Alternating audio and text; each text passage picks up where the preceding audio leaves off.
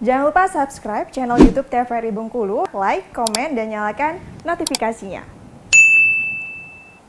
Cuaca ekstrim, warga diminta untuk waspada dan mengatasi potensi penyakit yang muncul seperti batuk, pilek, ispa, disertai demam tinggi. Cuaca ekstrim dan tidak menentu seperti saat siang hari panas terik, kemudian sore hari hujan lebat, membuat tubuh rentan terkena penyakit. Di Puskesmas Jembatan Kecil Kota Bengkulu dalam bulan Agustus hingga September, kunjungan pasien meningkat 30%. Rata-rata kunjungan pasien menderita penyakit batuk, pilek, ispa, dan demam tinggi. Jika biasa batuk pilek bisa sembuh 3-5 hari, namun dalam cuaca ekstrim penyakit bisa bertahan lebih lama, hingga 7 hari lebih tergantung daya tahan tubuh pasien.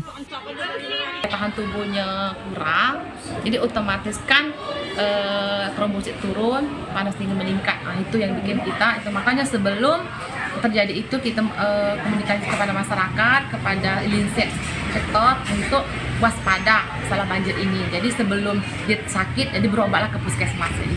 Masyarakat diminta untuk berhati-hati dan tetap menjaga daya tahan tubuh dengan menjalani pola hidup sehat. Selain itu juga meningkatkan porsi asupan buah-buahan dan mengurangi makanan yang merangsang munculnya batuk pilek seperti makanan berminyak, pedas, dan es. Tim Liputan TVRI Bengkulu melaporkan.